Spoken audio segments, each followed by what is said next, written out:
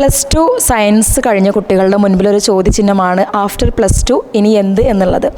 Normally കുട്ടികൾക്ക് അറിയാവുന്ന ഒരു കോഴ്സ് എന്ന് പറഞ്ഞു കഴിഞ്ഞാൽ MBBS കഴിഞ്ഞു കഴിഞ്ഞാൽ നമ്മുടെ കുട്ടികൾക്ക് കൂടുതലായിട്ട് അറിയുന്ന ഒരു കോഴ്സ് BSc നഴ്സിംഗ് ആണ്. ഇനി അതുപോലെ തന്നെ സ്കോപ്പുള്ള അലൈഡ് സയൻസിൻ്റെ കീഴിൽ വരുന്ന ഒരു കോഴ്സിനെ കുറിച്ചിട്ടാണ് ഞാനിന്ന് പറയുന്നത്. BSc MLT എന്ന് പറയും, അതായത് മെഡിക്കൽ ലബോറട്ടറി ടെക്നോളജി. നമ്മുടെ കേരളത്തിൽ നമുക്ക് BSc ആയിട്ട് അലൈഡ് സയൻസിന് കീഴിൽ BSc കോഴ്സായിട്ട് നമുക്ക് പഠിക്കാൻ പറ്റിയ ഒരു കോഴ്സാണ് BSc MLT. നോർമലി നമ്മളുടെ മറ്റുള്ള അലൈഡ് സയൻസിന് കീഴിൽ വരുന്ന മറ്റുള്ള കോഴ്സുകളൊന്നും കേരളത്തിൽ അവൈലബിൾ അല്ല.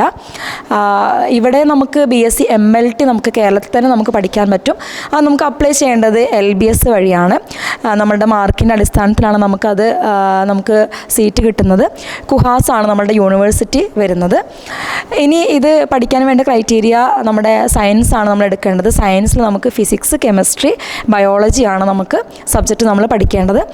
ഇനി ഇത് ഒരു കേരളത്തിൽ നമുക്ക് മാർക്ക് കുറവായിട്ടുള്ള കുട്ടികൾക്ക് കേരളത്തിന് പുറത്ത് പഠിക്കാൻ ഓപ്ഷൻ ഉണ്ട്. നമ്മുടെ തമിഴ്നാട്ടിൽ ഈ കോഴ്സ് വരുന്നുണ്ട്. ഡോക്ടർ MGR യൂണിവേഴ്സിറ്റിയാണ് നമ്മുടെ യൂണിവേഴ്സിറ്റി വരുന്നത്.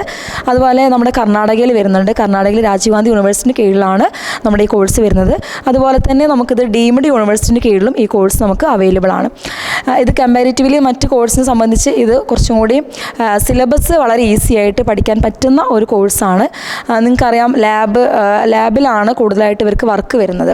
ഇവർക്ക് ഒരുപാട് ഓപ്ഷൻസ് ഉണ്ട്. ഇവർക്ക് ഇതിൻ്റെ സ്കോപ്പ് ഇത് പഠിച്ചു കഴിഞ്ഞാൽ, അതായത് ഹോസ്പിറ്റലിൽ വർക്ക് ചെയ്യാൻ പറ്റും. ഗവൺമെൻറ് ഹോസ്പിറ്റൽ മുതൽ ചെറിയ ക്ലിനിക്കിൽ പോലും ഇവർക്ക് വർക്ക് ചെയ്യാൻ പറ്റും. കാരണം ഒരു പേഷ്യൻ്റ് വരികയാണെങ്കിൽ ഡോക്ടർ അതിൻ്റെ പ്രിസ്ക്രൈബ് ചെയ്തൊരു മരുന്ന് എഴുതണം എന്നുണ്ടെങ്കിൽ നമുക്ക് ആദ്യം ടെസ്റ്റ് ചെയ്യണം. ഇപ്പോൾ ബ്ലഡ് ടെസ്റ്റോ അങ്ങനെ മറ്റുള്ള ടെസ്റ്റുകളൊക്കെ ചെയ്തതിന് ശേഷമാണ് ഡോക്ടർ നമുക്ക് പ്രിസ്ക്രിപ്ഷൻ തരുന്നത് തന്നെ.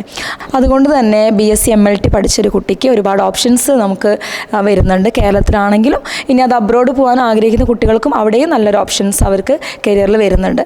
അവർക്ക് ചെയ്യാൻ പറ്റുന്ന മേഖല എന്ന് പറഞ്ഞു കഴിഞ്ഞാൽ ഹോസ്പിറ്റലുകളിൽ, അതുപോലെ ഹെൽത്ത് കെയർ സെൻറ്ററിൽ, ബ്ലഡ് ബാങ്കിലൊക്കെ ഇവർക്ക് എന്ത് ചെയ്യാൻ പറ്റും, വർക്ക് ചെയ്യാൻ പറ്റും. കൂടാതെ BSc MLT കഴിഞ്ഞിട്ട് MSc MLT ചെയ്ത് കഴിഞ്ഞാൽ കോളേജിൽ പ്രൊഫസേഴ്സായിട്ട് ഇവർക്ക് ജോയിൻ ചെയ്യാൻ പറ്റും.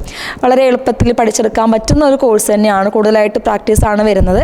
അതുകൊണ്ട് തന്നെ നിങ്ങളത് കോളേജ് ചൂസ് ചെയ്യുമ്പോൾ നല്ല ലാബ് സൗകര്യങ്ങളൊക്കെ ഉള്ള കോളേജാണോ എന്ന് അറിഞ്ഞതിന് ശേഷം നിങ്ങൾ എന്ത് ചെയ്യുക, കോളേജ് ചൂസ് ചെയ്യുക. കാരണം നമുക്ക് നന്നായിട്ട് നല്ല രീതിയിൽ പ്രാക്ടീസ് കിട്ടിയെങ്കിൽ മാത്രമേ നമ്മുടെ ഈ പ്രൊഫഷനിൽ നമുക്ക് നല്ല രീതിയിൽ തിളങ്ങാൻ പറ്റത്തുള്ളൂ. നമുക്ക് ഏതൊരു മേഖലയിൽ വർക്ക് ചെയ്യണമെങ്കിലും നമ്മളുടെ കഴിവ് അവിടെ ഇമ്പോർട്ടൻ്റ് ആണ്. അത് നമ്മൾ പഠിച്ച കോളേജിനെയും നമ്മൾ ചെയ്യുന്ന പ്രാക്ടീസിനൊക്കെ നമ്മൾ ഡിപ്പെൻഡ് ചെയ്തിരിക്കും. നമ്മളുടെ കഴിവ് എത്രത്തോളം നമുക്ക് ഉയർത്തിക്കൊണ്ടുവരാൻ പറ്റുന്നോ അതനുസരിച്ച് ഇരിക്കും. അപ്പോൾ നിങ്ങളത് കോളേജ് ചൂസ് ചെയ്യുമ്പോൾ മസ്റ്റായിട്ട് നിങ്ങൾ അതിനുള്ള ഫെസിലിറ്റീസ് ഉണ്ടോ എന്നുള്ള കാര്യം നിങ്ങൾ ഉറപ്പ് വരുത്തുക.